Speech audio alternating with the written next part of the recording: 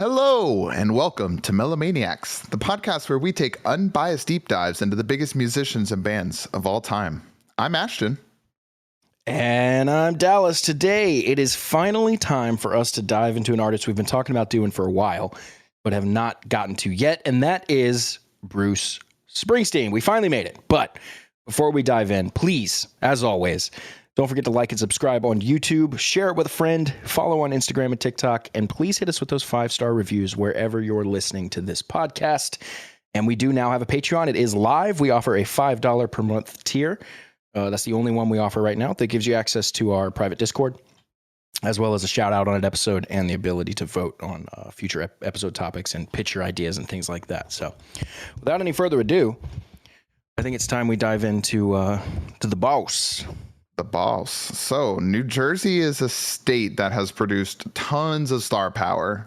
Meryl Streep, Derek Jeter, Tom Cruise, Anne Hathaway, Shaquille O'Neal, Whitney Houston, Michael Douglas, Bon Jovi, Queen Latifah, Bruce Willis, Martha Stewart. The list just goes on. And I didn't even know New Jersey had that kind of production with famous people. It's basically like South New York City.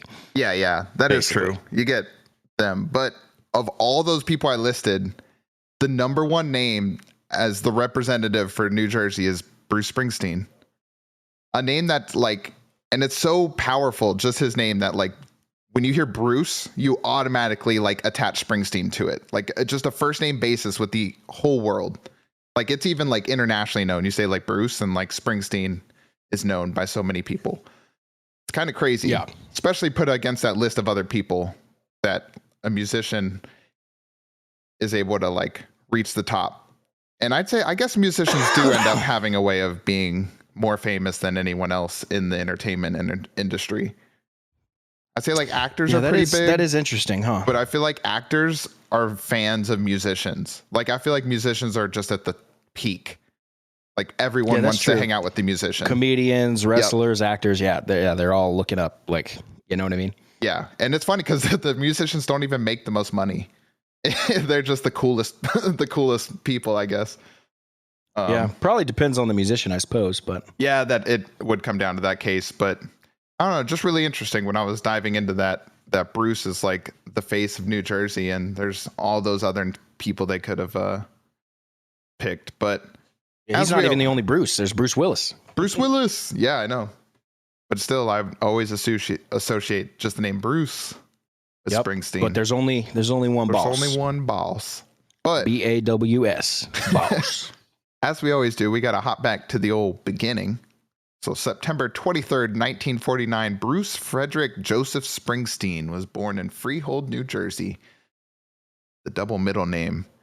I was just thinking, like, that's got to be a nightmare for like forms and stuff. I wonder what the thought is on people that have double middle names like that.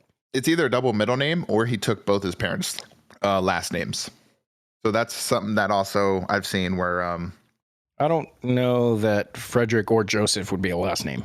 I don't know either. I guess it could be. They do sound like double middle names to me. I guess the double last name is more of a thing with Hispanic culture with the double last name. Yeah, that's true. And it's usually hyphenated as well. And it is hyphenated. Not always, but usually. But I have seen cases where they just do a double last name, but it's not hyphenated, and it just reads. Yeah, that's very true. Hispanic names, like, yeah, you're right. Hispanic names can be like, 18 names. Yeah, I like it though. Not letting go of your like name as far as like the maiden name for the mom's side. But anyways, moving on after our tangent, Bruce was actually his parents' first child, and his sister Virginia would come along later in 1962. But it's a big gap. I know, big gap. But Bruce grew up in the New Jersey suburbs and grew close with his sister, friends, and neighbors, and kind of just grew up in like basically just the streets of New Jersey, as a hood rat, as he described. And he grew up a little shy, a little lone wolfish. And here's a story just to kind of give an idea of the kind of guy Bruce was. His best friend and bandmate Steven Van Zandt recalls Bruce attending high school parties, and this would continue through, parties with the band and stuff, but he would attend high school parties that had alcohol, drugs, girls, and yet Bruce would just sneak away and be alone with his guitar and had no interest with any of it. just playing and writing music was all he cared about. And so like he was just like everybody knew him as the kid with a guitar strapped to his back. Like that was just kind of like his MO. And he would kind of live his entire life this way. They always talk about Bruce having like that kind of lone wolf, and even during the research, multiple times he just kind of moves and lives alone during periods like in between touring and studio sessions. So but more on the no drugs and stuff. He has never done drugs and has always stayed in really good shape, which is extremely unique in the rock and roll world, I'd say. Which is kind of cool because I guess it gives an outlet for people that aren't into that to listen to their music and be able to go to a show that's not going to like, you know, the singer's just singing about being drunk and doing drugs all the time. So I could see a little bit of appeal with that. I guess I would be reassured when he saw his childhood hero Elvis Presley die due to poor health conditions. And so that just kind of reaffirmed it to stay in shape. So like I said, no drugs. He also works out a lot, I believe, and has stayed like, I don't think I've ever seen him overweight ever. I don't think he ever has been. He always went from like skinny till right before the Born to Run, he started lifting weights, and you can tell that he put on some muscle weight. But he's even now in his 70s, he's like, you know, real slim. I do believe he still has a really strict diet and everything. But yeah, it's kind of cool. Get that longevity. That's what's cool. I was gonna say that's got to be a huge key to having a 60-year career. Yeah, I was gonna say you got to have the health, especially with the amount of shows and stuff that he does. Like, my goodness, you have to have the physical side of it. And I mean, you can tell the people there's more than just getting on stage and playing a guitar. Yeah. For sure. But as a kid, like I said, he loved Elvis and he saw him on TV. And this was around that period. You got to remember Elvis on the TVs and shaking his hips, and parents were like, what the hell is that? You know, oh yeah, kind of thing. That spoke to him. He loved just seeing Elvis on TV with the guitar. So he actually got his first guitar when he was 6, but his hands were too small to play. So he kind of set the guitar aside for a couple of years, tried some other things like football, baseball, being an alley kid. But nothing ever stuck like music did. And by around the age of 12, he had fiddled enough with the guitar and had some lessons so he could actually play. And I do believe I read in the story that he got a second guitar around 12. The first one he bought was like a $6 one. And then his mom actually bought him like a nicer, like $60 guitar when he was a little older. So nice. So picking up there, Bruce grew up in a Catholic family and attended Catholic school. And he had a quote about his time in Catholic school. I'm going to read it to you now. My Catholic education taught me to have fear. This is a religious experience in which you don't look up to heaven, but to the people around you. So here's a quick little story we found of an experience he had in Catholic school. And I'm going to quote here again. In the 3rd grade, a nun stuffed me in a garbage can under her desk because she said that's where I belonged. Wow, yay religion. By the 8th grade, Bruce had enough of this type of treatment and told his parents he was going to attend a regular high school. So he was basically a heretic in the eyes of his parents. And one thing to note about his schooling is all his teachers basically said he would amount to nothing. His grades in literature and reading were poor. Bruce said his home life offered no kind of nourishment for the brain. So, you know, just kind of we see that a lot with musicians and stuff. It's they always get told they're not going to be anything, you know. That might be just a common thing with art form. Just most like artists. That's just so crazy. That's so crazy to me that teachers would say, because I went through school. I never had any teacher. I never heard nothing like that ever. Yeah, right. To me or anyone else around me, or even heard of anyone in my entire school, in every school, every grade, of being told something like that. So it's kind of funny, like the different times. Obviously, they came up much earlier than we did. Yeah, I'm wondering if he was a little bit of a problem child. That always typically seems to go hand in hand with the teachers that tell them they amount to nothing. But also, I can't really say that I know a whole lot about Catholic school. True. That's a different beast from what I've heard. And even the couple of stories that he talked about it, that just sounds like hell on earth, which is funny because I guess that is kind of like the Catholic way is it is hell on earth until you make it to heaven. So, but anyways, Well, they do their best to make it that way, huh? Right? Yeah. On top of all this, Bruce actually started discovering his interest in girls as well. You know, guitars and girls have gone together for a long time, I'd say. Those two will go hand in hand, but this would continue to build this rift between Bruce and his father.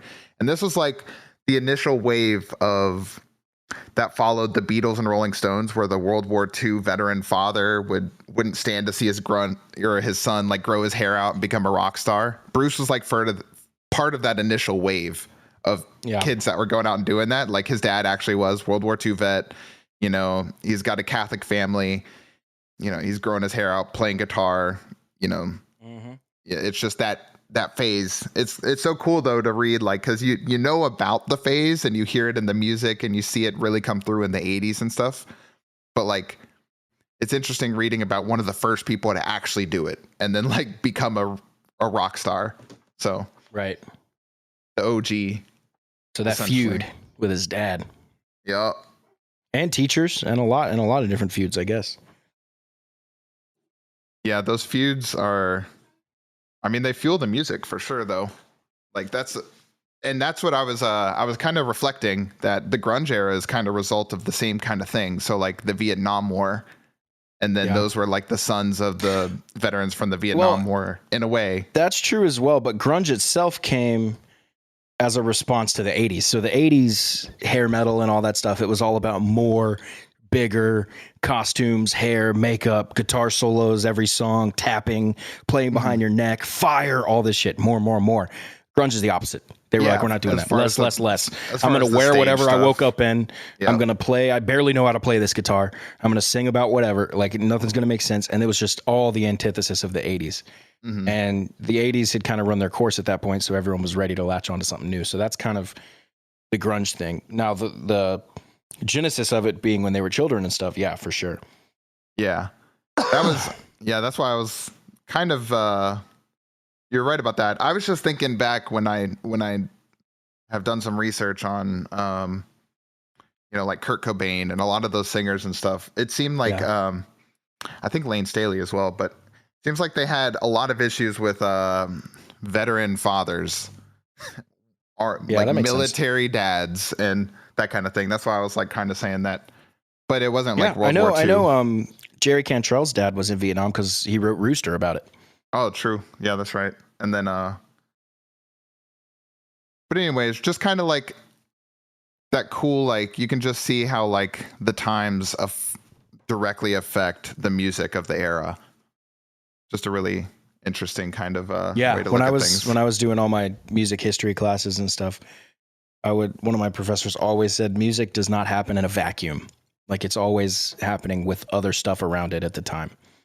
And when we get, 60, 100, 200 years later, in the case of some of the classical composers and stuff, we just tend to think like, oh, this is the piece. But it's a reflection of kind of what's going on at the time a lot of times.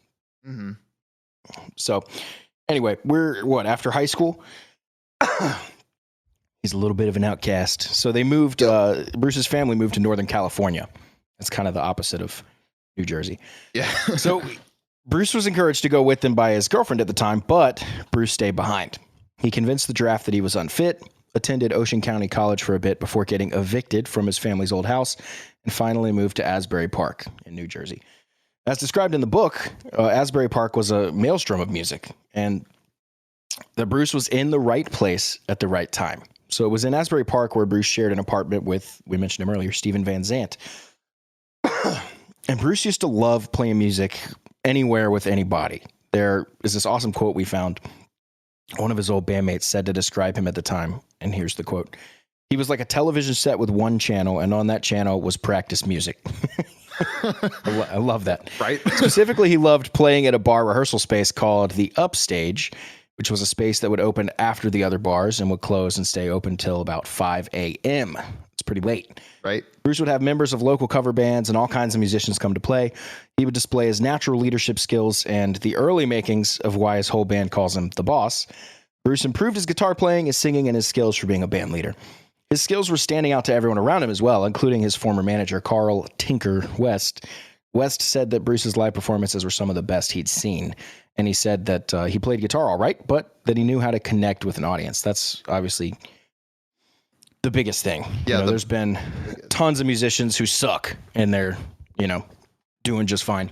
And then there's been tons of musicians who are amazing who just can't figure out how to crack that code, Yeah, so that's what he was like. The guitar playing was okay. He said he was a good singer, a capable singer. He was like he could hit any note or do what he wanted, but really it was just that connection with the audience. And like I don't know how to describe it because I can't sing very well, but the way he described his singing was just like in a way that just drew out emotion from the audience and immediately like made them connect. And I guess it is kind of true. You listen to it and you just kind of want to hear what he has to say.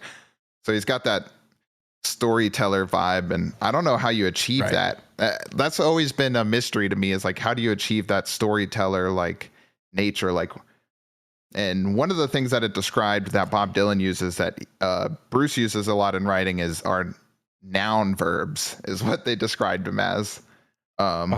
So one example was from a song, Barroom Eyes, and stuff like that, like using nouns and places as descriptions is one of the great storytelling methods that it was talking about. And so I was like, that makes sense. That's good. That makes a lot of sense. Yeah. When you read some of the lyrics. That's a country music thing for sure. Yeah. And Bruce definitely gets more country. I say more country, more folk, more country as he goes. Especially here more recently with the 2000, the more recent albums are definitely very country sounding. It went back to just like him and an acoustic guitar a lot.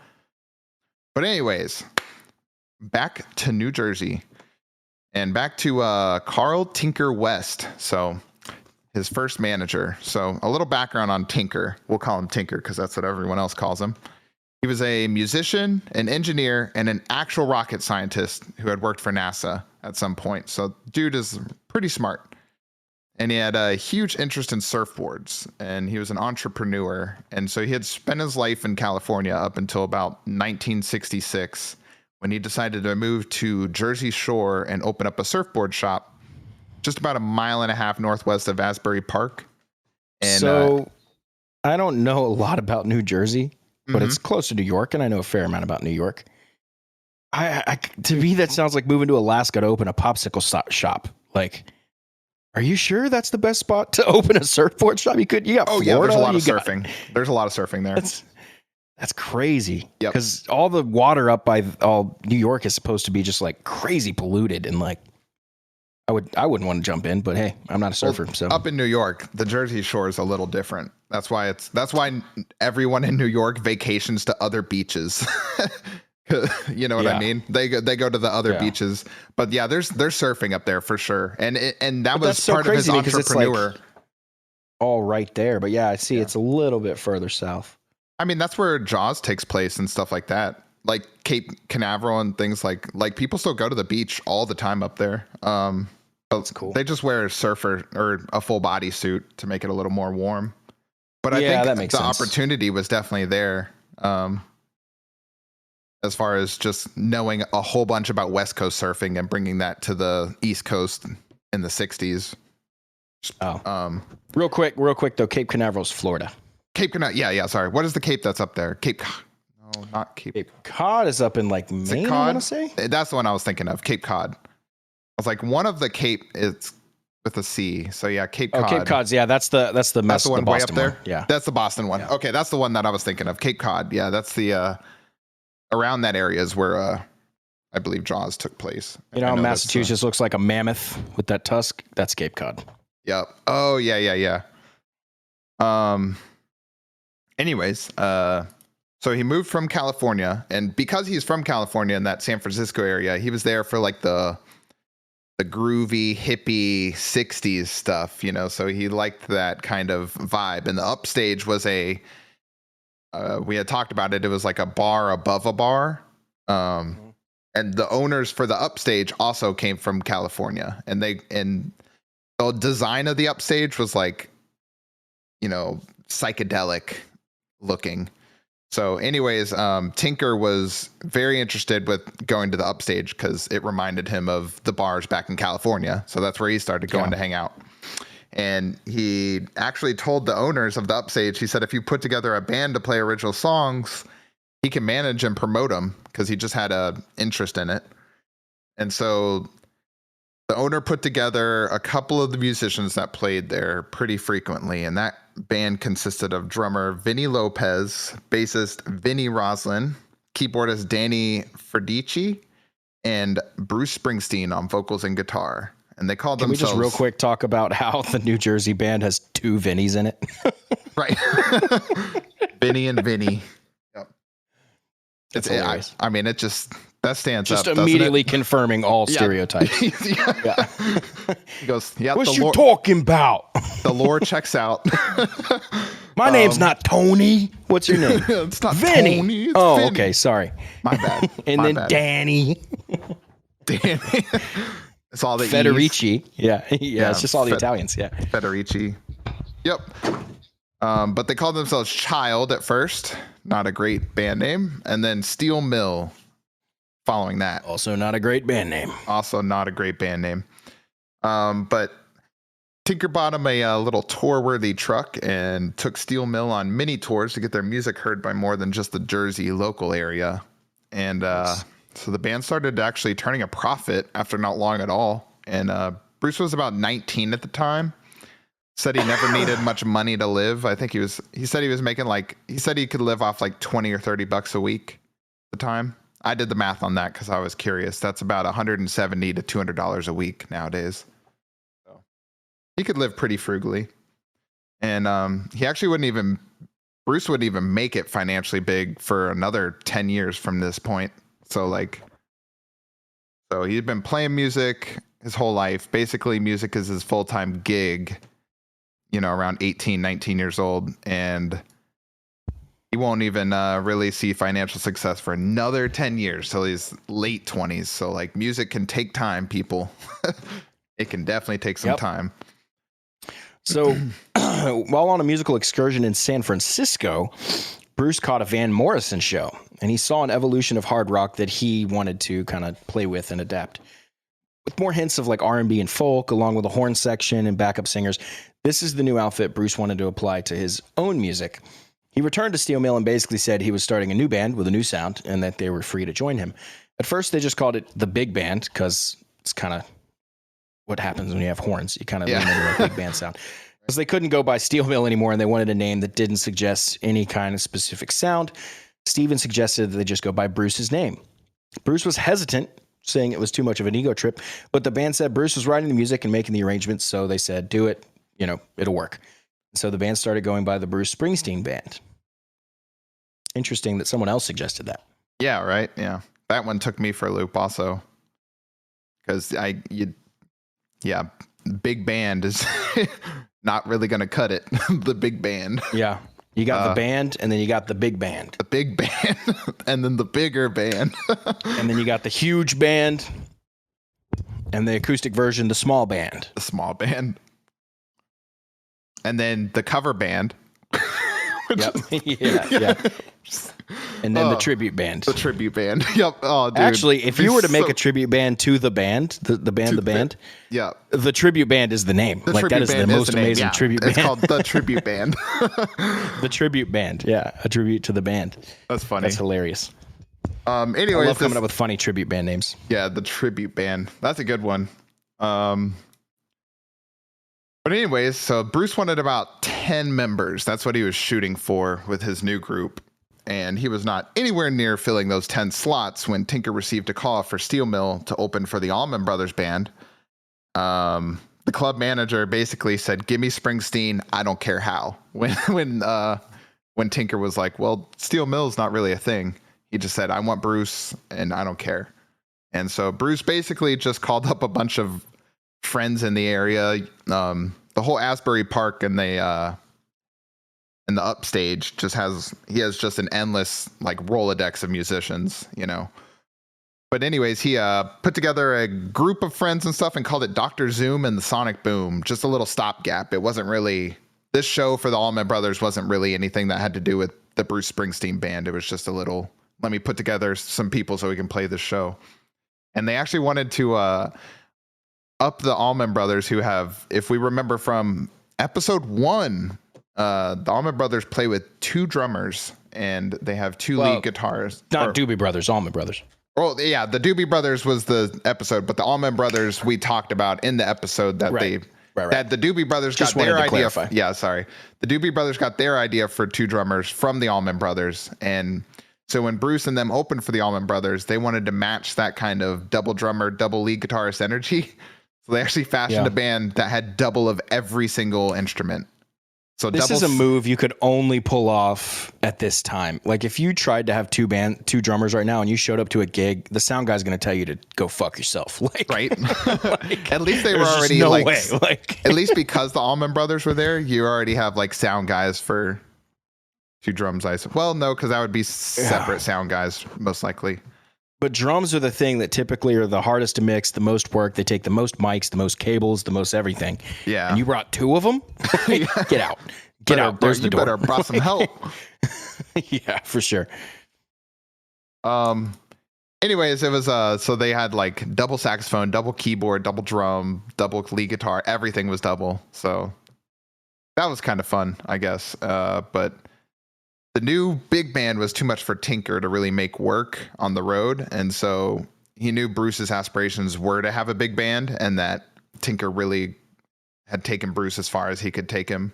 So he decided to introduce him to producers Mike Appel and Jim Kritakos. We're not going to talk about Jim a whole lot, so I don't think I'll have to name that. It's really close to Cretaceous. Cretaceous. I don't think I'll have to land that name again. Anyways, Tinker arranged for Appel to come and listen to Bruce, and they played 2 songs for him, and Appel recalls being completely unimpressed and said the songs lacked hooks, any kind of cohesiveness, and he told Bruce if he wanted to record an album, he would need a lot more than 2 songs. And Bruce said he was about to take some time with his family, and he was going to take that time to do a lot of writing. And Appel basically said his doors were open and left it at that and went back to California. And Bruce took this inspiration and set out to write some more music. And his goal was to write some music that would really blow Appel away. And he planned to return to Cali in a few months. One thing to note that I read is Bruce actually, the 2 songs that he played, I can't remember which songs he played, but they weren't even like his better songs. And he had other songs he could have played. He just wanted to get an idea and like an honest like opinion from the guy. He didn't want to play like his best stuff. He wanted to play something in the middle and see where he stood. I don't know why, but it was just like something Bruce wanted to do. But yeah, I guess I could see that. Yeah. What I like taking away from that is that he was basically told no, and instead of whining and complaining and saying that this guy doesn't know what he's talking about, he just nodded his head and was like, "Cool, I'll go write more." Like, oh yeah, that's another one of those. That's a nice attitude. Oh, for sure. Got to work harder. Yeah, that's like so the 2 paths you can take at failure. Is for sure. Work harder and try again, or give up. But well, the famous one we always talk about, and I think everybody else talks about, is that J.K. Rowling took Harry Potter to 24, 26 publishers, and they all said no. Yeah. So they're all idiots. Bruce returned to California in December of 1971, just a few months later, with a little notebook full of new songs. A recent breakup, along with the publication of the first Bob Dylan biography, which we were actually talking a little bit about before we started recording today, was the exact fuel that he needed to step up his wordplay and lyrical content. So he returned to Mike Appel and Jim Cretaceous on February 14th, happy Valentine's Day, 1972, and played them If I Was the Priest, as well as 6 others. Cowboys of the Sea, The Angel, It's Hard to Be a Saint in the City, Hollywood Kids, Arabian Nights, and For You.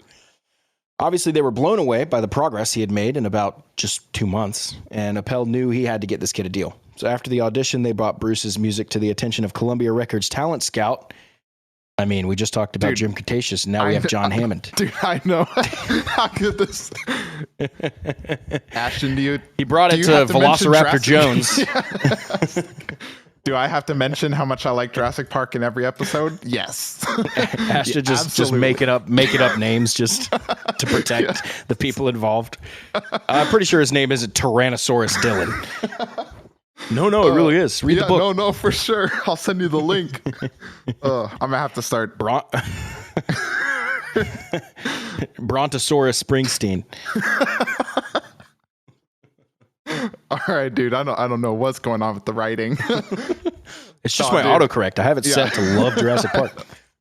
Yeah, the John Hammond came up, and I was like, "Oh man, I'm gonna get flack for this." But anyways, yeah.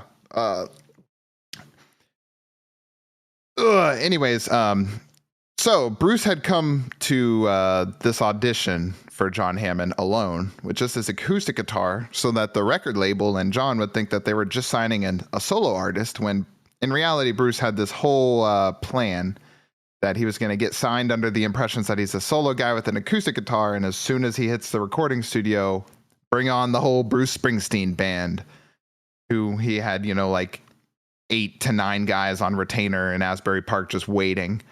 And because he knew that the label would not want to take on a 10-piece band, like due to finances and all that. It was just expensive to have a big band. And so he just kind of played it off, a little bit. And so on the label side, they thought they were signing like the next Bob Dylan, just this dude in a guitar who could write some good songs. And Bruce was secretly plotting, and that was really fun. But before any of that, that's pretty funny. Yeah, I know, right? I was like, damn, dude, how are you gonna pull that on your art? Like, hey, how do you you like get in the studio with your acoustic guitar, and there's like the producer, and you're like, hey man, do you mind if I call up like just a couple buddies just to like fill in on a couple instruments? Like, sure, yeah, that's right. And like 10 dudes show up. Yeah, load up the studio. Like that's a cool, cute story, but I think, from a reality standpoint, like it sounds to me like, they did just sign Bruce. So like, bring in whatever friends you want to record. I don't care. We just signed you. Like, I don't know. I'm not paying their salary. You know what I mean? Like they can come in and record whatever the hell they want. I don't care. But we didn't sign them. You know what I mean? Yeah. That is kind of how it is. It's like the signing was for Bruce, but he always wanted to keep his friends playing music with him. But anyways, before any of that, Hammond needed a demo from Bruce. So basically, I gotta explain the chain of how these guys know each other. So Tinker knew Appel and Cretaceous. We'll just keep calling him. These guys are like, they're mainly they're managers. So then they go to talk to Hammond, and Hammond was somebody who had been part of discovering Bob Dylan. But that was kind of like in the past. So he didn't necessarily have all the power to sign Bruce on the spot. So he had to send it to even other people that are higher up. That's just kind of how the music business goes. But anyway, so he had to go one step higher. So he needed Bruce to record a demo. And most of the songs that he put on this demo would end up making his first 2 albums, though a few didn't make the cut. So it was definitely some good tracks on there. And it was about time to get Bruce signed to a deal officially. And apparently Bruce was pretty hesitant for a while. And they said he had a girlfriend, but they said every week he would show up with a different girlfriend that was like a classic like Jersey loudmouth girl that they quote said was always not very intelligent, who did all the talking for Bruce. So I guess Bruce just like would always show up with a different girl and was always pretty standoffish and quiet. Sounds like he's kind of a nightmare to work with as a label, but he finally signed, and there were little talks about this, about the contract, that a lawyer went over it, and this was not with Bruce. It's kind of hard to explain because of I think the book was giving me more information than I should have at that time. But basically, this contract is really bad for Bruce. Not very good for Appel, but really good for Hammond, I believe. Or no. It's really bad for Bruce, good for Appel. And I don't think it was overall like that great for him at first either. So it like looks like Appel's not going to get a lot of money, and then what ends up happening is Appel has the access to all of Bruce's masters instead of Bruce or Columbia Records. So there's like a whole thing with that. But anyways, he basically had somebody else sign Bruce so that they could license the songs. And I don't know a whole lot about the contracts, but essentially, like I said, Appel will retain controls of the masters, not Bruce and not the record company.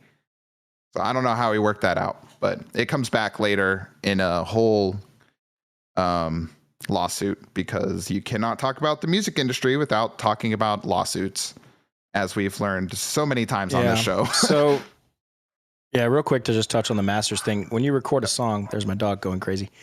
When you record a song, there's two different copyrights are generated. There's the master, which is the actual recording of the song. Mm-hmm. Think of it as modern, like the MP3 file, whatever, you know. Yeah. And then there's the actual song, which you could think of as like a lyric sheet with the chords. You know, so lyric sheet with the chords doesn't have drums. It doesn't have the special piano riff you love. It doesn't have Slash's cool solo. Those are all master things. But it's just the lyrics and the chords, basically, and the melodies. Yeah. So that can be a little bit confusing, which is why Taylor Swift was able to redo all her stuff. It's the easiest modern example to talk about this, because she didn't own her masters. So the original recordings that you know and love, that you heard on the radio a million times, she didn't own those, but she did own the songs themselves. So she could just go re-record them. And what she chose to do was make them as close as possible to the originals. So they're almost indistinguishable. So the person listening wouldn't have a hard choice of like, oh, I'll just listen to this version. It's basically the same anyway. So when she re-records, I do have a question about that specifically. So, I assume, I don't know if they bring in like a live drummer, just do it all on the computer or not. But I was like, my thought is like, so if you have like her and her budget, it's probably all live musicians. For okay, sure. Every little thing, I would imagine. So like on the original album, you have the budget. You have the budget at that point to call up the best drummer in the country and be like, "Yo, I need you in LA tomorrow." Like, you know what I mean? Mm-hmm. Like that's a different budget than like me, where it's like I got to program it because I can't afford, $5,000 for a drummer to come play. So when you said you make the song, as close as possible. So, but when I listen back, like, of course the drums are the exact same, I believe. Now, would all you have to do is just have someone else play to not be like, so you said she owns like the song as far as like the lyrics and all that, but they wrote the backing music to be, like the same as well. No, the backing music is not the master. That's not the master. The master is literally the final recording. The final. Oh, okay, I see what you mean. Think of it as the WAV file, the CD, the tape, the MP3, whatever it is. So you can still recreate. Changes. That's the master. Yeah. So and every song you record, even if you try to do it the exact same way, it's not going to come out the exact same. So, if like you're listening to Paradise City, if they go re-record it, like even if they do everything the exact same way, it's still not going to have that same magic. You know what I mean? Yeah, so you're not going to listen to the new one. Now. You're going to listen to the old one, and there's going to be a bunch of people being like, "Oh, I don't like the new one." Yeah. Okay. But she chose to be very faithful to it, and honestly, she probably went back and just got all the same people. If I had to guess, that's what I would do. Yeah. Like you played the drums the first time, do it again. You know what I mean? Okay, that clears that up for me. I don't know if she did that, but that would make sense. All right. Anyways, back to that contract. Sorry, it got confusing, and I'm still very bad at explaining contracts on the show because they are so confusing. A lot of times they're meant to be. Yeah, it's like it's really hard for me to read it out because I don't understand a whole lot of legal terms. I'm sure I could have anybody with a little bit of legal knowledge read it and be like, oh yeah, that makes plenty of sense. And even you know enough about music that you're able to piece enough of this. And your dad is a lawyer, so I'm sure you've... Well, a lot of these things are designed to be complex. It's super annoying. Oh, for sure. Which is the whole idea of intentionally confusing and loopholes and things like that. Yeah. Anyways, the contract stated 2 albums a year, which is crazy. You don't have to, but it's kind of a clause that they said that record companies will put in case their artist starts to get lazy on production or anything, and they can just implement this like you need to make an album right now type of thing. Which is never really an issue with Bruce, I don't think. Or at least it doesn't come up. But also, so Hammond was trying to send Bruce to work with Epic Studios instead of Columbia, but Appel insisted that he go work with Columbia because that's where Bob Dylan went through. And so Bruce was signed on to Columbia Records by Clive Davis, thanks to Hammond's connections. And Columbia signed him thinking as well he was a solo act, but Bruce got in the studio and then called up all his boys from Jersey. And the first wave of friends that he had invited for the album was Vinny Lopez, David Sanchez, and Gary Talent. I name those three mainly because those are going to be three big names in the E Street Band later on. Yeah, I just love having the last name Talent. That's got to be so funny. Yeah, right. Gary Talent. I'm Gary. You can just call me Mr. Talent. You can call me Talented. And so they started working on the album, and half the album was acoustic, the way the record label wanted it, and then the other half was kind of rock with, you know, guitars and the band. And that was like kind of a back and forth that the record label had with him. Is the record label loved the Bob Dylan style of the acoustic guitar stuff and the storytelling of the Bruce songs, but Bruce wanted to be like, he loved playing rock and playing with like a group of people and like a big band. So there's like this, you'll hear a couple of albums, you know, where it's like half the songs are like an acoustic like story song, and then the other are like just like rocking out. And that's why, because the album or the label, you know, gets what they want most of the time. But anyways, so when they initially got the song or the album done, or this first album, they brought 10 songs, and the label said none of them were radio friendly. So Bruce went home and wrote Blinded by the Light and Spirit in the Night, literally like in a day or two. And I feel like it's funny how that just like is always the case, dude. Like every single time I'm doing this research, and every time I read like the label says there's not enough hits, and then somebody goes back and writes a hit, it's always like one of their biggest hits. This wasn't that case, but yeah, it is crazy that just like I'm over here thinking like all these artists write all this music that expresses them, and all the stuff on the radio seems to only be written just for the radio, specifically for the label to sell. Like as if there's almost no musical artistry in the stuff that gets played on the radio. I'm not saying there's not. I'm just saying it almost appears that way because the label is like, I need you to write a song for the radio, which is going against natural, like the natural writing process for the musician. And you know what I mean? With the radio in mind, it changes up how they're going to write a song. I don't know. Yeah, that's true. Just a weird way I was thinking about it. Yeah, I was just like, man, it's just like how much of the stuff on the radio is truly because the artist wanted to write that song versus the label wanted something that was marketable. I don't know, just something that I was thinking about, because I was like, man, this has come up so many times in my research where they're like, nah, nothing's good for the radio, and the artist is just but like that's so crazy because like nobody knows what's going to be good for the radio or not. Yeah, because we've also equally seen people say that's not good, and then it's like absolutely out of the park great. So I don't know. And then they've been like, this is the radio single, let's push it, and then another song on the album is the one that takes off, you know? Yeah, it goes crazy. So like who truly knows at the end of the day? Yeah, if anybody tells you they know like what they're doing, it's a red flag. Yeah. So anyways, January 5th, 1973 marks Bruce Springsteen's debut album, Greetings from Asbury Park, New Jersey. The album cover actually is just a postcard from Asbury Park as well. Kind of cool. The album would reach number 60 on the Billboard 200, so not bad for intro album. And the first single from the album was the late edition, Blinded by the Light. Actually, both singles are the two songs that were added at the end, Blinded by the Light. And I had no idea that Bruce wrote the original.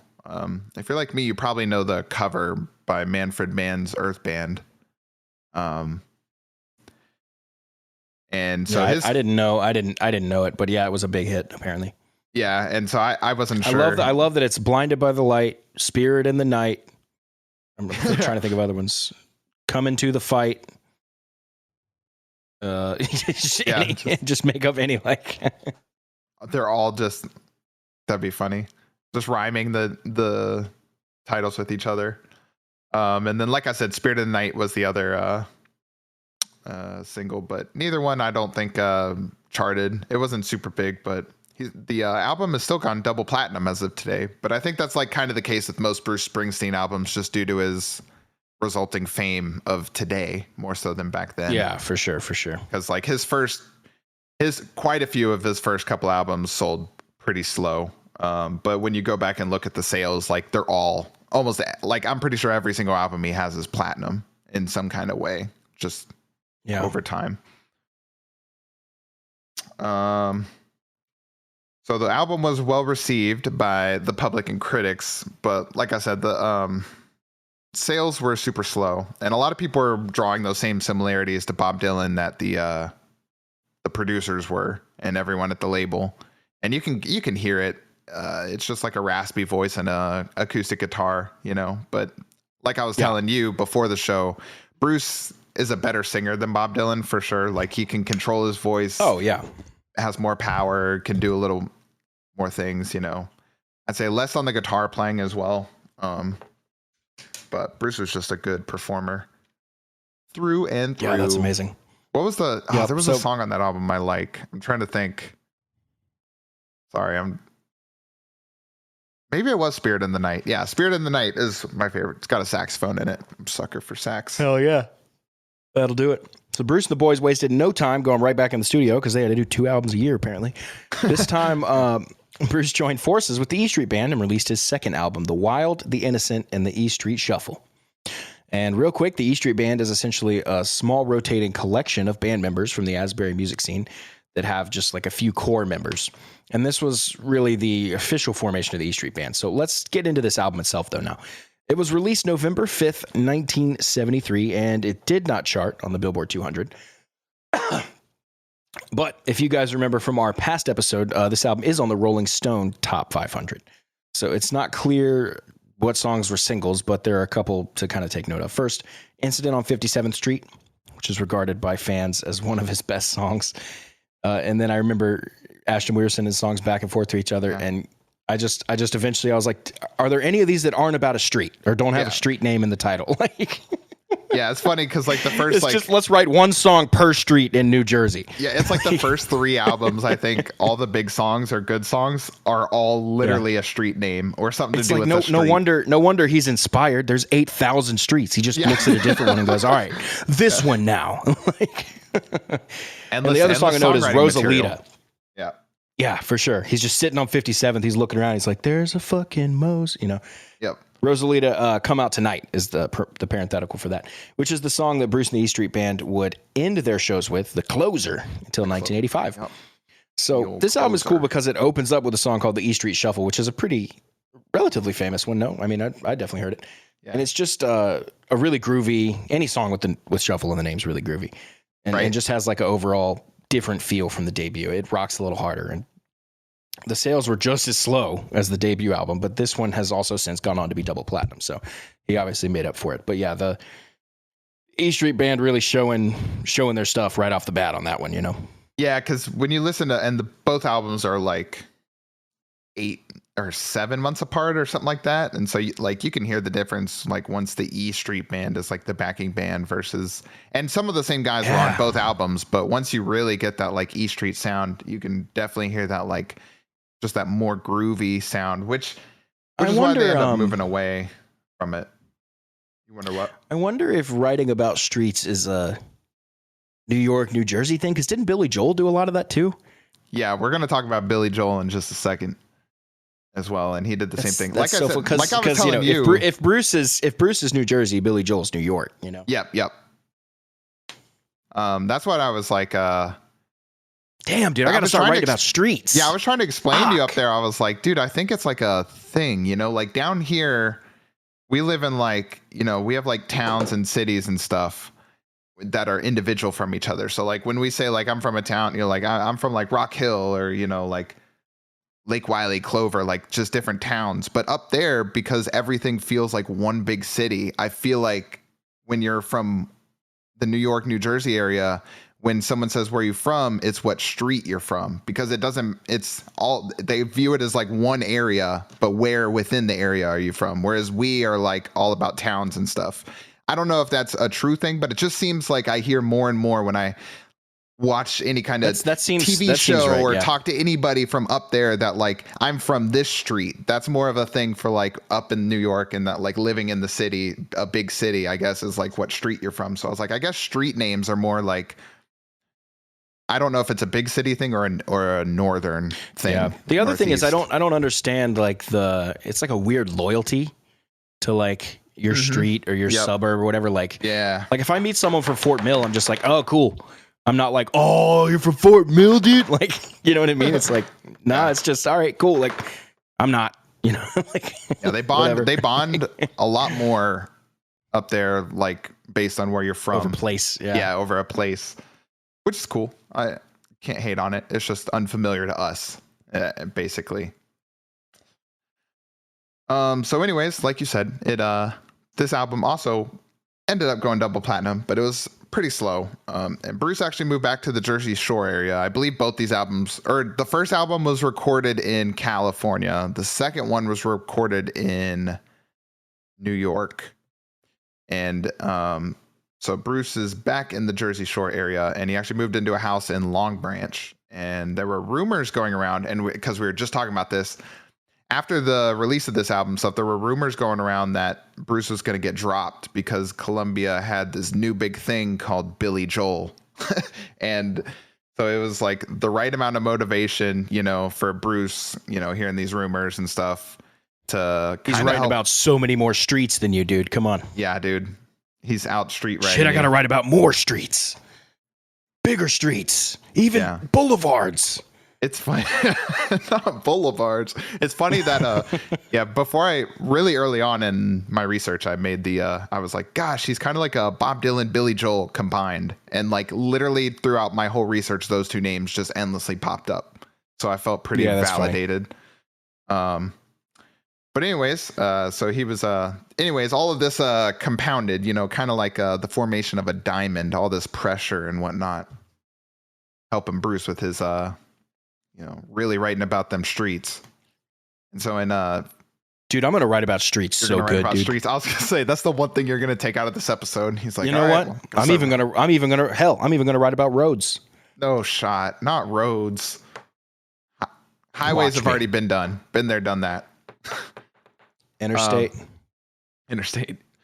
Anyways, so in February of 1974, the Stone Pony opened its doors.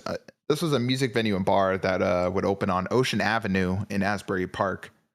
And Bruce would play here regularly, and he would actually later meet his wife here after watching one of her performances. And the Stone Pony is known for all kinds of acts like Bruce Springsteen, Bon Jovi, Southside Johnny, and touring. And it just has national acts. But I bring it up because this is where he was really taking a lot of inspiration during this process of writing music. He was also playing here. And just as often as he was playing, he was watching other people perform here. So he was a regular face. And a notable show that he played in during this time is his band was able to play.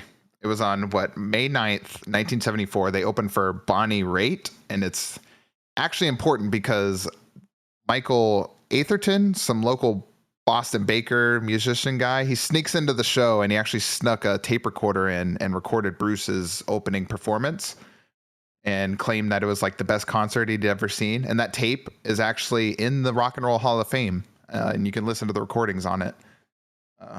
So that was kind of cool. But more importantly, the show landed some praise from a rock critic called John Lando. And John was one of the original writers for the Rolling Stone magazine, as well as the record producer who worked for Livingston Taylor, the Jay Giles Band, and MC5. So he had his fair share of producing and recognition. And he wrote a review of Bruce's show in the Boston Alternative Weekly called The Real Paper, and it would end up being one of the most widely referenced pieces of music criticism ever. And in quotes, he put, "I saw rock and roll future, and its name is Bruce Springsteen." And that quote just becomes famous because Bruce literally did become the future of rock and roll and everything. So like, it's just kind of one of those, like, I told you so moments. And those two actually had become friends up to that point. I think they had sit down about a month or two after a show and started talking, and the two got kind of close. So It's kind of cool. And Bruce even opened up about his aspirations for his third album when they were talking, and said he wanted to make the greatest rock record that he'd ever heard. Yep. And unfortunately, recording for Bruce's third album didn't go quite as smoothly as the previous two. The recording sessions were split into two separate periods that had a few month gaps in between, and it was ended up being a 14-month process. The title track alone took 6 months. That's insane.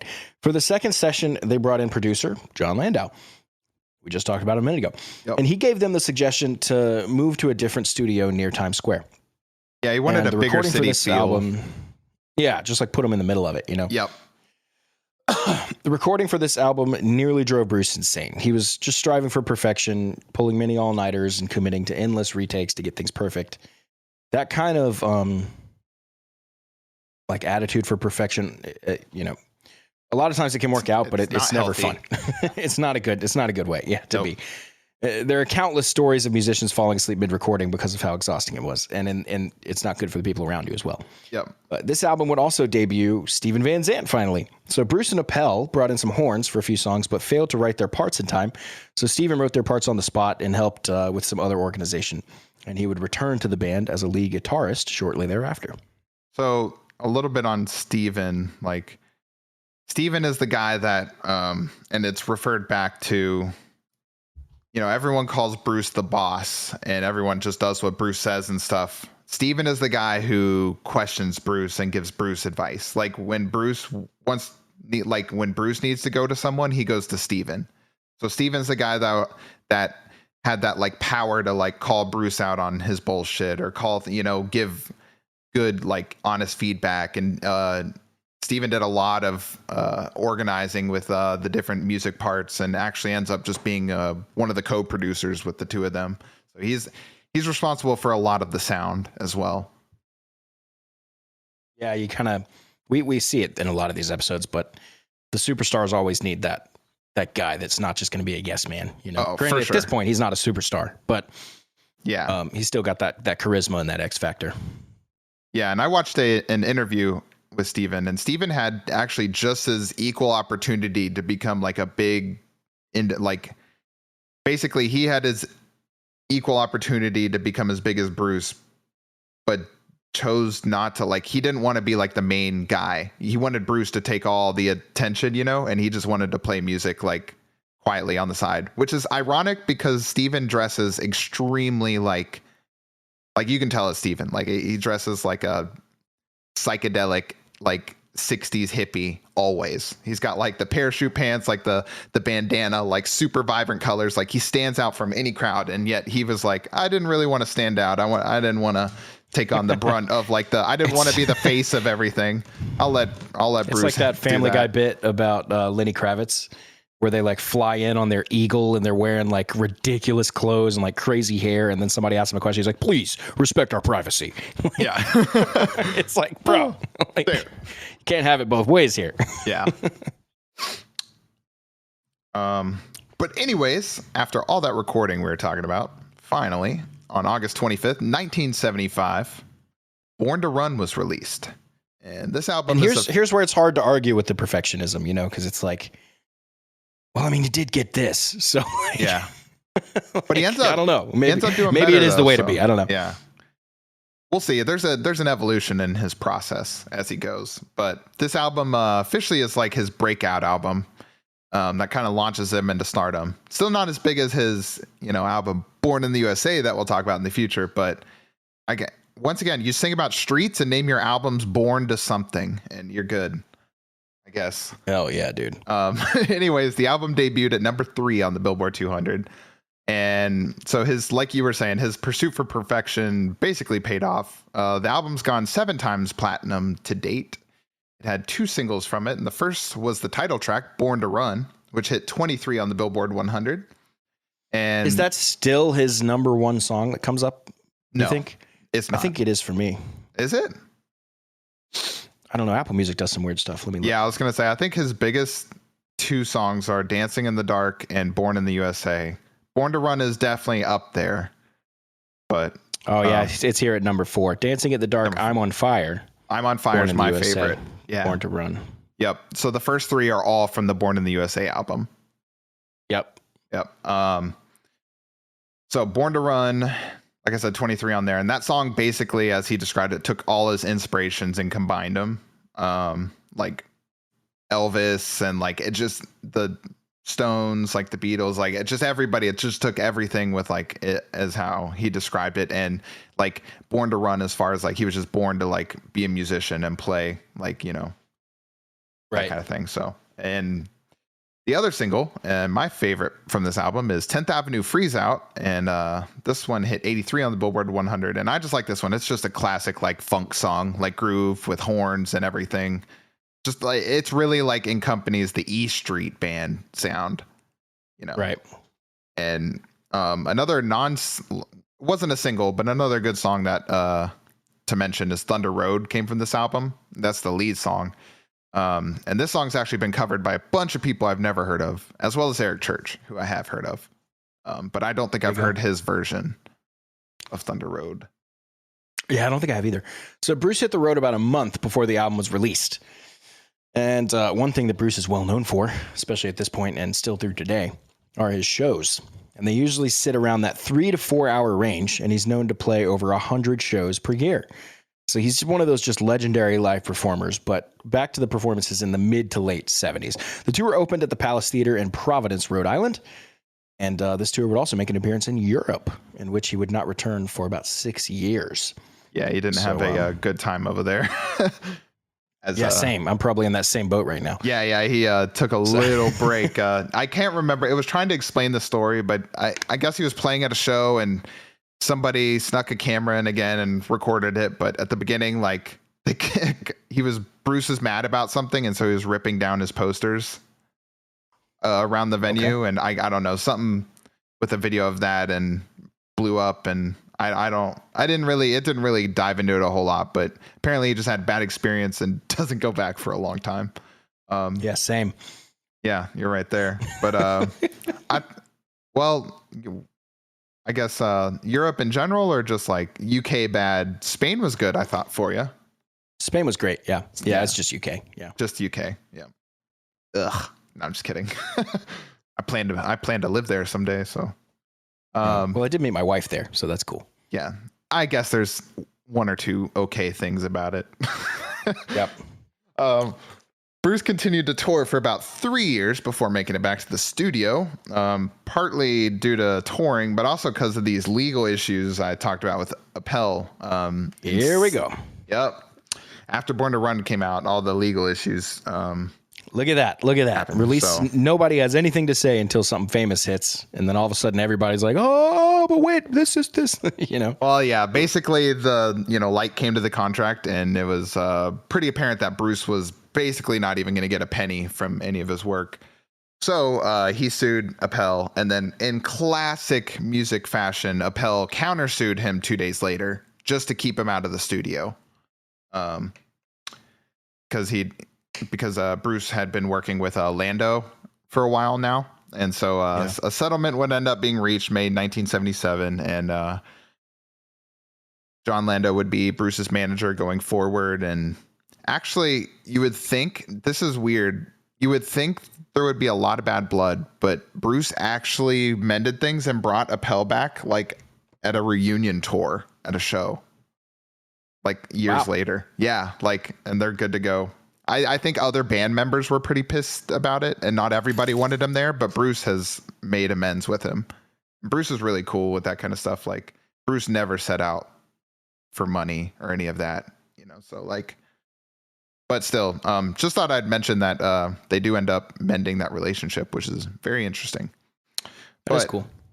Anyways, so John would be his manager going forward, and so once that got resolved, they were able to hit the studio, and they were in there for about 9 months before the release of Bruce's fourth album, Darkness on the Edge of Town. Yep. And so Darkness on the Edge of Town would be released June 2nd, 1978. And the album was produced by Bruce, Lando, and Steven. So the three of them just collaborated. And now this album was no Born to Run, but it still made some rumblings, and it's certified triple platinum as of today. And the first single released from the album was The Promised Land, and this would fail to chart. And the next single was Badlands, And actually, none of the songs from this album would chart in the Billboard 100. But I do actually like the song single Badlands. was Good Lands. Good Lands. Yeah, And Badlands, Good Lands, Lands. And then Okay Lands, and then The Promised Land, and then Let's Go to Land, and then Land Ho. You're always able to like singles. I was going to say you're always able to tie together the singles. I mean, it's easy when it's called The Promised Land and Badlands. Yeah, and then the previous one was or they're all named streets, or they're streets. all yeah. Always something, I guess. I love it. Just go through the phases.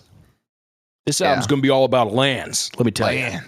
So this album was actually just a darker period, as it's called Darkness on the Edge of Town, and all the lyrics started. Makes sense. They were a little darker and stuff. Makes sense. But so Bruce actually followed the album with the Darkness tour, and this kicked off in Buffalo, New York in May of 1978 and continued through the end of the year.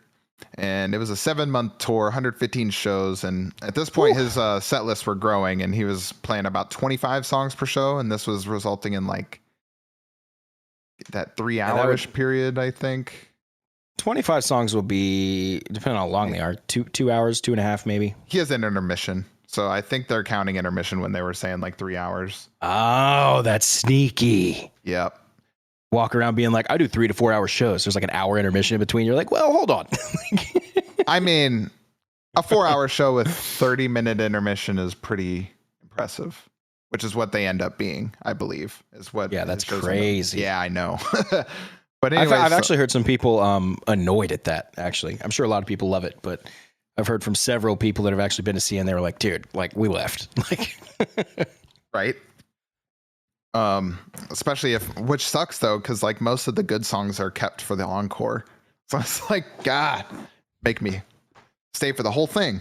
Yeah, that's nuts. Yeah, I don't know. That's I could go both ways on that. I see both sides of that. But yeah, like that's what I was saying. That's kind of exhausting, man. Like even a tour of like 5 to 10 shows, I feel like is a lot just within a small period of time. So like 100 plus, and they're all like 3 hours long. Like goodness.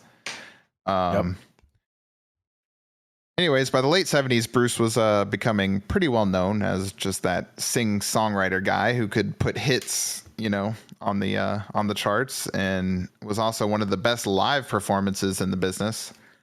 And also at this time was when that Man's Earth Band version of Blinded by the Light came out, and it actually became a #1 hit on the charts. Their version did. But what's funny is I think Bruce got more recognition than they did. Like, I think he ended up getting more fame out of it. Nice. Which is not necessarily all super common with covers, but he watches it go to #1. He's just like, "Ooh, that was a freebie." Yeah, right. Exactly. Thanks. Nice. I'm just sitting at home. Yeah, it is a little different. They didn't do a exact cover. They did like this is what Bob Dylan's doing. Up. Yeah. This is what he feels like. Exactly. He's just chilling at home. Yeah. And he actually I could do this. Bruce does start around this time. I didn't actually put it in the script, but I'll talk about it since we're talking about it. He does start writing a lot of songs, so many songs that he just has to start handing them out to people. Like he's one of those guys. And he that's awesome. Actually has 2 songs. I can't remember what they are specifically. 2 songs that are on the radio apart from this song that are also doing really well. That he wrote for other artists. I think one is that he wrote for Donna Summer, and another was for someone named Patty. But anyways, he dude just can't take his pen away from paper. Yeah, nice. And so he all of this would result in his 5th album, which would take 18 months in the studio. Goodness gracious. That's a staggering amount of time, in my opinion. Sounds expensive. Yeah. I mean, I guess go ahead. Guns N' Roses Chinese Democracy was, I think, there's 2 numbers, 12 and 14. And I never remember which is which. It was either 12 years and $14 million or 14 years and $12 million. One of those. But too much time, too much money. Yeah. That's a while. The 18 months I'm talking about is like actual time spent in the studio, not just like over the writing period, which I'm not saying that's like how long that was for. I don't know how much Guns N' Roses made it into the studio during that time. Yeah, I don't know either. But I feel like 18 months, like actually in the studio recording, is a long time, because most of the time I feel like once you have your songs wrapped up, you kind of convene. We might need to go back and check that, because in the studio doesn't usually, or not always, means, you know, literally in the studio. So unless you saw something very specific saying that, I would assume, because you'll hear people be like, you know, it was 12 years in the studio or 10 months in the studio. It's like, kind of like. So there's two things with it, with this album. It was 20 songs, and it was, so I was going to talk about it. It was originally, he was going to release an EP called The Ties That Bind, and he ended up scratching that and combining it with this project. So it is kind of like two albums in a way in the recording time. Yeah. And because it's Bruce and he hadn't gotten over this fact yet, the way it would work is Bruce and them would go record their music, stuff would get mixed, mastered, send it to him, and Bruce would go, no, I don't like it, we're redoing it. That's why, that's what Chinese Democracy took so long as well. He would do that a ton. That's exactly, yep. That's exactly what happened, yep. And so... so you see, that's not, you know, 18 months in the studio necessarily. Like, he was, a lot of it signing off at the end, I think. Let me see, I'm scrolling through here to see. I gotcha. But anyways, it was a long time. And so October 17, 1980 is when The River was finally released. And the album marks Bruce's first number one on the Billboard 200. So, woo! And it actually had quite a bit of success in Canada, the Norwegian area, and the UK. And even though Born to Run is one of his more successful albums, The River actually sold faster and caught more buzz than Born to Run did at the time. And it had sold 1.6 I was going to say, this copies. Is the... Oh, yeah, go ahead. This is the album cover I recognize the most, I think. It is? Well, other than Born in the USA, of course. Yeah, those are the two recognizable. So the one album actually sold 1.6 million copies by December. So just like a couple months, it already had gone platinum. And it has since gone quintuple platinum. And the lead single from the album was Hungry Heart, which peaked at number 5 on the Billboard 100. That's his first song to break the top 10. And that song's really, really good, actually. I think that was one of the ones I sent you that I really enjoyed. Definitely my favorite from this album. Next single was Point Blank, and did not share chart success with Hungry Heart. And the final single released was Fade Away, and Fade Away was able to hit number 20 on the Billboard 100. Ooh. Nice.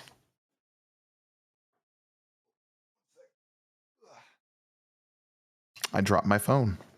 And continuing, he of course followed with a tour, as he does with most albums. I think there's like one or two that he doesn't follow with an album for reasons, but so he followed with the River Tour, which kicked off at the Chrysler Arena in Ann Arbor, Michigan, not Harbor. Not sure where they would harbor to over in the lake.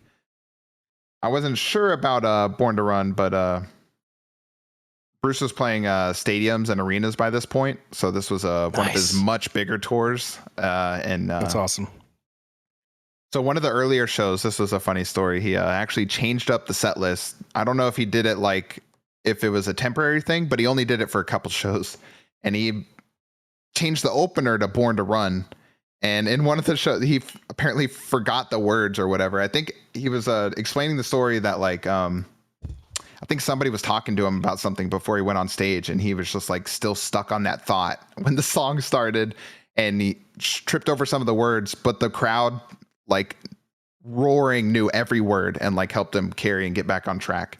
So like he didn't even need like a backing track. He had the audience there that knew the song awesome. Well. And later in that same show, Bruce actually played a duet of Thunder Road with Bob Seger, which was pretty interesting. I was going to look up and see if I could find that some illegal recording. It might be too old to find anything though. Or it won't be like a phone recording, but I don't know if anybody brought in like a tape recorder, you know what I mean? Like I just want to find the audio. Oh yeah, for sure. But those two would be a great show together. I feel like very like similar enough music that you probably catch a lot like of the same audience. Rock. Yeah, dude, yeah. Just like the America show. But as we keep track of those show lengths, this show is really where we got to that like 30 long song sets, near 4-hour shows. And this must be why With the intermission. Yeah, I'm trying to do song math. Song math's hard to do because the songs are always so different. But it looked like when I looked up, I think the set list had about 25, 26 songs, and then there were like 5 or 6 on the encore. And so I assume not every song gets played all the time. But that was like the base. We have about 45 in our 4-hour set. Okay. That we do. And we take a couple breaks, but that's 3 hours of music would be 45-ish songs. Mm-hmm. So maybe but then the question is always like, well, how much time are you taking between songs? Are you if you're at this level, modern day, obviously not then. Do you have concert videos going in between to like introduce the next, things like that? Like I gotcha. Show elements might stretch things out. Are you Metallica and every song's 8 minutes long? Like that's different numbers. You know what I mean? Like so. For sure. So who knows? It's just different all the time. But yeah, I love doing song math, trying to figure it out. Yeah.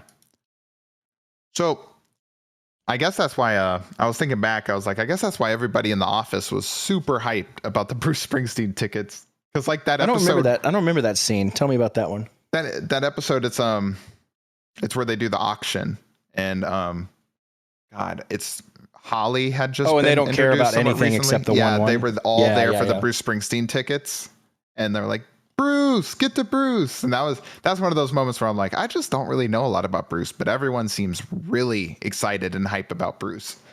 And yeah, that's funny. So that's why I was like, I guess that makes a little more sense because his shows are like something to see. Definitely like a destination type thing. Oh yeah, for sure. This brings us to Bruce working on his 6th album, beginning work in his New Jersey home. So home stuff. He recorded demo versions of all the songs with intentions of re-recording with the E Street Band. But ultimately, these recordings would become the final product. So on September 30th, 1982, Bruce's 6th album, Nebraska, was released. And Bruce's song material on this album continued the dark streak he started with the last one, Darkness on the Edge of Town. And he began to represent the blue-collar working man in his music. That's where a lot of that, Yep. I think that's where a lot of that fame comes from, too. Mm-hmm. The album would hit number 3 on the charts. And you said you saw something really interesting under the cover section of the research. Yeah, so obviously it's pretty common for someone to cover a song, but an artist by the name of Ryan Adams actually covered this whole album, track for track. I'd never heard of that before. I just wanted to make a note to ask it. Yeah, I was like, you can do that? Because I was like reading whenever you go to any musician on the wiki or any song for anybody, you can, if there's any covers, there's a cover section. And so you can go and see what artists and stuff. So I usually always go and look at the cover section. I look over it briefly just out of curiosity. And so when it said someone covered the whole album, that's definitely the first time I'd ever heard of someone doing that. I don't know what kind of like permissions you even go through. Like, hey, can I just do everything you did, but I'm going to try and do it better? How do you even? Yeah, that's crazy. I don't know how that goes down. But anyways, I just thought that was interesting. I had to mention that. And none of the songs were released as singles from this album, mainly because, like, I don't think he really actually had full intentions of releasing it, like I said, because he wanted to re-record it. So this kind of feels like that calm before the storm, before his magnum opus. And so Bruce would use the writing process that he used for Nebraska to help speed things along with his next album. And this is when I was talking about the evolution of his process. And if you recall, up to this point, his band spends lots of time in the recording studio, and he really wanted to cut this time down because he felt like he was wasting their time a little bit. So he started recording more completed ideas on a recorder that he could bring to the studio to play for them. And so he got a setup in his house, and I put the exact setup just so you could kind of analyze, rate my setup. The setup was listed as a TIAC. I guess, I don't know how you pronounce that. TIAC, Tascam 144, a Porta Studio 4-track, a pair of Shure SM57 mics, and a pair of mic stands. I'm familiar with the mic, so you got some not bad mics, but I guess it just sounds like he got 2 mics and a basic recorder, and basically what our Scarlett SM57's staple. Yep, SM57's for sure the staple. So anyways, with that, and he of course had guitar and piano. He had everything he was able to lay out better song foundations. Kind of, it reminded me, of his like, of this day and age, like you just like sing into your phone or play into your phone, record it, and you got it. You're good. Back then, it was way harder than that. So this kind of gave him that ability to be able to play a more finalized version of a song that he could then bring to the recording studio, play for the E Street Band, and they could write their parts way easier. So that was kind of how he developed. And I think he would use this method going forward. And so this was interesting because he actually initially had brought the E Street Band to re-record Nebraska. He was going to do an electric version, and he brought him into the studio, and they ended up laying down the foundation for his 7th album, Born in the USA. And the band actually recorded about, this is crazy, 70 to 90 songs during this period. And most of them were taken in 1 or 2 takes. And Bruce was struggling to finish the album, partly because he was having to trim from 90 songs. And he was also dealing with some like depression at the time.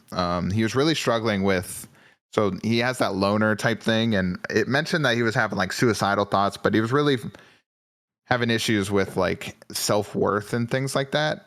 As far as, I think he had issues with like, I just get on stage and play music and that doesn't really do anything in this world. Like he felt like he wasn't doing anything, or like, I don't know if that makes sense. It probably doesn't make sense to any of us, but for him, it was a pretty big mental struggle around this time. Especially you can kind of tell with his work ethic and how much of a perfectionist he is with the music. You can tell it really eats him up inside. But anyways, we'll get back to this beautiful album. So those struggles, like I said, they had about 70 to 90 songs. There's just different accounts on how many, but it's agreed anywhere from 70 to 90. And so they were having to make cuts. And for the first time in his career, he actually included the E Street Band in this decision process for which songs would make the album. And so they were the band helped him quickly determine a couple of hits and put together basically the foundation of the album. But Jesus, dude, 70 fucking songs is a task and a half to cut it down from. Yeah, that's nuts. How many do you write? Have you taken that writing process where you write a bunch of songs and then pick the ones that go to the album? Or I've never been able to do it yet, but I keep trying. Right now, we're kind of in a little bit of a surplus, but not that big. I mean, we have like, we're going to release 3 and we have like 5. You know what I mean? I see. So because we're doing singles, not albums. And but like John Mayer does this. A lot of people do this. Like John Mayer, I think, cut down from like 30 or 40 to get his 12 song out, whatever, that kind of thing. So they just write a huge collection and then just like pick it out. That's an interesting method of I guess if you have that many songs. That's what a lot of the best songwriters do. Yeah, for sure. Yeah, but then again, they're also like full-time dedicated to it, Right, yeah. 8 Whereas hours like a day, you and your band have full-time jobs and you have your band. So like, you know what I mean? You can't just wake up in the morning and like, all I have to do today is just write some lyrics. Yep. So that also makes sense. But yeah, he was so anyways, they got the songs cut down to a decent amount and they brought it to Lando, and Lando said Bruce still needed a single for the album. He felt like it didn't have a proper single, and so he went home and wrote Dancing in the Dark in his hotel room literally that night and brought it back to the studio the next day. Which is funny because that comes up again, a really big hit being wrote in no time at all. But the way he explained it wasn't like a rush process. He just said like the song the whole thing came to him like, and like just fluidly as he put it. So that's the thing, when you write a lot of songs, you are tapped into that like energy. Mm-hmm. And so it makes writing the next song easier than the last, and then the next song easier than the last, so that when you are tasked with writing a song, you can go home and do it instantly because the well's open. It's always been open. You've cultivated it being open over 10 years. You know what I mean? Yeah. So it's not hard to just sit there and be like, boom, got it, go. Like, Yeah, so that makes sense. And then he also wrote the as for the title track, the song "Born in the USA." He based that one off the title of a book called "Born on the 4th of July," and it's a song that pays homage to it's about Vietnam soldiers and other veterans and their post-war struggles in America. Is what that song. Nice. And so, "Born in the USA" was released June 4th, 1984, which is a month too early in my opinion, but whatever. Yeah, that seems like a missed opportunity. Right.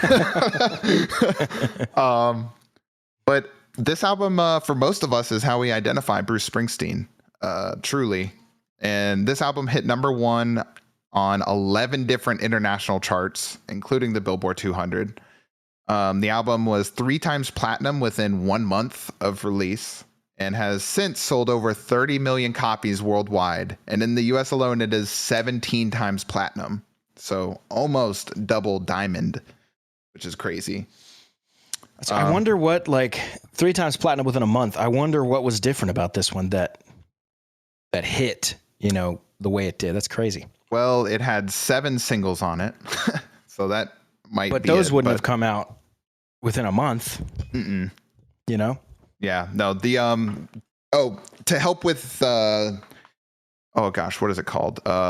Dancing in the Dark was released before the album came out. Which is like the biggest song on the album. And that was released a month before the album was released. So that probably helped like a ton. Yeah, true. And so this album actually won Bruce a Grammy for Album of the Year, as well as a Grammy for Dancing in the Dark. And the album was released with 7 singles, like I said, and they all hit the top 10 on the Billboard 100. The lead single was Dancing in the Dark, and Dancing in the Dark is known as Bruce's basically one of his biggest hits of all time, if not the biggest. And what's crazy though is it was only able to hit number 2 on the charts. It was unable to overcome Duran Duran's "The Reflex" and then Prince's "When Doves Cry," were the 2 songs that kept the number 1 position while Bruce's was at number 2. I was just curious because we always are like, what's number 1 in these scenarios? Well, that was number 1 for this instance. That makes sense. Yeah, I like that. That's cool. The song was also accompanied by a music video that won an MTV Music Video Award. And this video is pretty famous because it has Courtney Cox debuting in it. It's like her first big debut was just coming on and dancing at the very end of the music video with Bruce on stage. And that took me by surprise because I came across that naturally watching the video, and I had to rewind and I was like, is that Courtney Cox? And it was just with zero. I'd known it because I watched all of the Friends behind the scenes and making of and all that stuff, and they mentioned that a bunch of times in there because they talk about all 6 of them and where they all started. Mm-hmm. I've seen that too, and I just didn't pay attention to Courtney Cox's part. Yeah, because even when I told Nicole, she was like, "Yeah, it's in The Office, like all over in Friends, all over the place." And I was like, "Oh, well, I just don't know anything, I guess." This song would also land him his first American Music Award. That song just got him all kinds of awards. The second single from the album was "Cover Me," and Bruce originally wrote the song for Donna Summer, and Lando thought that the song had hit potential, so he told him to keep it back for Bruce to record. And I guess he was right, because it did. And the song peaked at number 7 on the Billboard 100. The third single from the album was the title track, "Born in the USA." And along with "Dancing in the Dark," this is another one of his like greatest hits, one of the songs that he's known for. And that song was able to hit number 9 on the Billboard 100. And I think this was the only song I knew of Bruce's going in. I think we both agreed on that, right? Same. We're like, if there was only one, like, it's the only song that I know any words to or could for sure tell you I'd heard by Bruce. And It's actually the one I'm not big on at all. It's one of my least favorite songs by him. Especially after really like getting into this album a little more. I really enjoyed this album. Just really don't like that song. Fourth single from the album is my favorite song, and that's "I'm on Fire." This song was accompanied by a music video as well that won an MTV Music Award, and this song hit number 6 on the Billboard 100. My only issue with that song is not long enough. It's like a 2-minute song. It's a quick hitter. Oh, that sucks. Yeah. But that one was the one that stuck in my head like the most while I was doing the research. Because good and because it's easy to sing. It's within my range. There you go. Yeah, that's awesome. And the 5th single was Glory Days. Before we went live, I sent you this and I was like, it sounds like Jay Giles' band, like the intro and the chorus. This song was for sure. Hit number 5 on the charts. This one is funny because it's about Glory Days is literally about what it talks about, like the high school like jock that just can't get out of the glory days. It makes some references to baseball, like one of the few times Bruce has made references to baseball because he played it a little bit as a kid. But and then what do we got? Number 6 got so many singles from this album. The 6th was I'm Going Down, and this is another heater from the album, another really good song. I like this one a lot as well. Just the more I talk about it, man, this album's really good. And then the 7th single was My Hometown, which was able to snag number 6 on the Billboard 100. So very, very, very successful with the Billboard 100 on this album. Extremely radio friendly. This is what really just blew Bruce Springsteen like sky high for the rest of his life. But of course, this was followed with the Born in the USA tour, which was his longest and most successful tour to date. And there were a few differences with this tour. First, you can notice Brew bulked up a bit, put on some muscle, like I said. I think there was like a 2-year gap, and he did a lot of weightlifting, so he came back on stage just jacked. Second, Steven Van Zandt was not touring because he actually left the band to go start doing solo stuff as soon as they were done recording. And then this album, or in this tour, would actually be the first time to feature backup singer and future wife of Bruce, Patty Scalfa. Yes. All I heard in interviews was Patty. I never heard the last name. Anyways, the tour started in June of 1984 and ran through 1985, and this is finally when Bruce would make that return to Europe again. So the tour started in America, moved to Canada, then it hit Australia, Japan, Europe, and then it came back to America for a second go around that ended in LA. And this tour was really where it was like that 3, where I was talking about where it peaks at those 30, plus songs or set list, and those 4-hour shows. Just huge juggernaut tour.